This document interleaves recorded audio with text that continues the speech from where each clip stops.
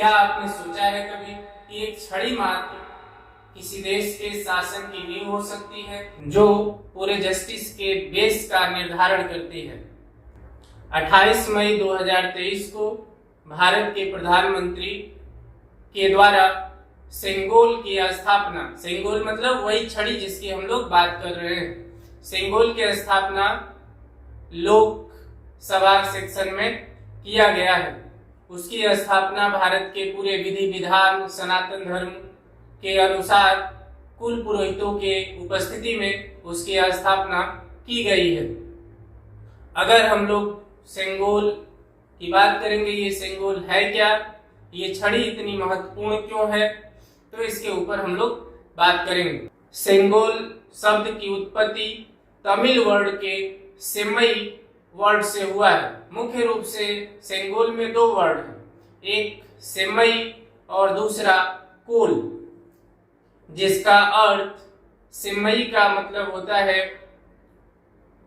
Integrity और कोल का मतलब होता है स्टिक, दैट मीन्स छड़ी। संस्कृत भाषा में सेंगोल का मतलब शंख से भी होता है, या मुख्य रूप से ये कहा जाए कि संगोल का मतलब शंकु, शंकु अर्थात शंख होता है। तमिलनाडु के प्रोफेसर एस राजावेलु के अनुसार संगोल का मतलब तमिल भाषा में न्याय भी होता है। इसके साथ साथ अगर हमको सेंगोल के बारे में बात करनी हो तो दो महत्वपूर्ण या दो महाकाव्यों में, जिसका नाम शिल्पाधिकारम और मणि मेखलय है, इस महाकाव्य में सेंगोल के बारे में विस्तृत पूर्वक बताया गया है। इसके साथ साथ सेंगोल शब्द के बारे में या सेंगोल की व्यवस्थाओं के बारे में विश्व प्रसिद्ध काव्य तिरुकुर्रल में भी उल्लेख किया गया है। अगर हम सेंगोल की बनावट की बात करें तो सेंगोल लगभग 5 फीट लंबा या 1.5 मीटर इसकी लंबाई है। इसको बनाने में 800 ग्राम सोने का यूज किया गया है। मुख्य रूप से सेंगोल स्टिक चांदी की बनी हुई है और उसके ऊपर 800 ग्राम सोने का कोटिंग किया गया है, जिसको गोल्ड पॉलिश या गोल्ड कोटिंग भी कहा जाता है। इसके सबसे ऊपर वाले भाग में नंदी का आवरण है, नंदी बना हुआ है, और आप सब लोग जानते हैं कि हिंदू रिलीजन में नंदी का मतलब होता है शंकर की सवारी। इसके साथ साथ इससे ये भी पता चलता है कि नंदी बने होने से इस सेंगोल का संबंध शैव धर्म से भी है। शैव धर्म और हिंदू धर्म दोनों का संबंध आप जानते ही हैं। तो इससे ये पता चलता है कि नंदी शंकर भगवान की सवारी है और ये हमेशा शंकर भगवान के आसन के सामने स्थित रहता है। इस बात का आशय या अर्थ ये बताया गया है कि जिस तरीके से नंदी शंकर भगवान के लिए समर्पित है, उसी तरह राजा को भी अपने प्रजा के लिए समर्पित होना चाहिए। मुख्य रूप से सेंगोल एक शो करता है सिस्टम को, जस्टिस सिस्टम को, इंटीग्रिटी को, कि कोई भी राजा अपने प्रजा के प्रति यानी किंग अपने स्टेट सिटीजन के प्रति कितना उत्तरदायी है। तो मुख्य रूप से सेंगोल यह बताता है कि राजा अपने जनता के प्रति निष्ठावान होना चाहिए।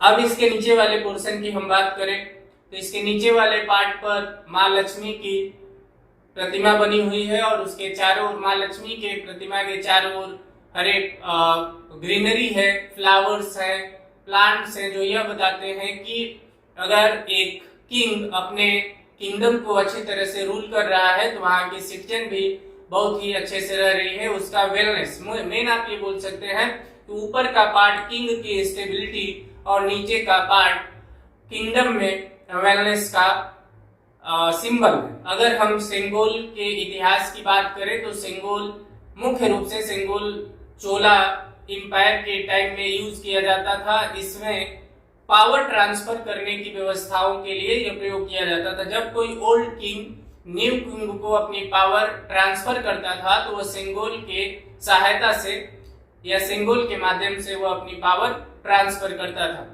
जब वो अपनी पावर ट्रांसफर करता था उस टाइम में वहां पर सभी ब्राह्मण और उसके कुल गुरु सबके उपस्थिति में यह कार्य होता था। बहुत सारे हिस्टोरियंस ये भी बताते हैं कि सेंगोल का जो ट्रेडिशन था यह मौर्य एम्पायर में भी था, गुप्ताज में भी था और विजयनगर एम्पायर में भी था। एक और बहुत ही इंटरेस्टिंग बात यह है कि जब हमारा देश 1947 में आजाद हुआ, फ्री हुआ, तो उस टाइम के जो गवर्नर थे लॉर्ड माउंटबेटन, उन्होंने पंडित नेहरू से ये पूछा था कि हम British governing power Indian democracy को देना चाहते हैं, तो आप बताइए कि किस सेरेमनी के थ्रू इसको आप एक्सेप्ट करेंगे। तो उसमें पंडित नेहरू ने कहा कि मैं आपको थोड़े समय बाद ये इसका आंसर दूंगा, और उन्होंने पंडित नेहरू ने इस मुद्दे के बारे में डिस्कस किया राजगोपालाचारी से, जो कि हमारे देश के फ्रीडम फाइटर रहे। गोपालाचारी जी को लोग प्यार से राजा जी कह के भी बुलाते थे। अगले वीडियो में हम लोग इस पे चर्चा करेंगे। तो गोपालाचारी जी से जब ये डिस्कस किया गया, या राजा जी से नेहरू जी ने डिस्कस किया, राजा जी ने नेहरू जी को ये सजेस्ट किया कि चोला एम्पायर में जो सेंगोल सेरेमोनियल सिस्टम है उसको उसी के थ्रू हम लोग पावर लेंगे। राजा जी के आदेश से तमिलनाडु के तंजावुर जिले में शैव संप्रदाय या शैव रिलीजन के एक मठ में, धार्मिक मठ तिरुवाटुरई आतीनम से कांटेक्ट किया गया, जो 500 वर्षों से भी पुराना है। और यह आतीनम पूरे तमिलनाडु में 50 से अधिक मोनेस्ट्रीज को या मठों को संचालित करता है।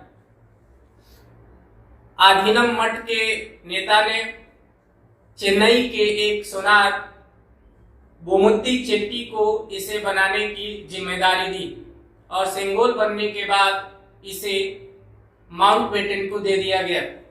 फिर 15 अगस्त 1947 शुरू होने से 15 मिनट पहले स्वतंत्र भारत के प्रथम प्रधानमंत्री पंडित जवाहरलाल नेहरू को यह सेंगोल दिया गया। बाद में इस सेंगोल को पंडित नेहरू ने इलाहाबाद के संग्रहालय में रखवा दिया। 28 मई 2023 को इसी सेंगोल को प्रधानमंत्री नरेंद्र मोदी ने नए संसद भवन में स्थापित किया।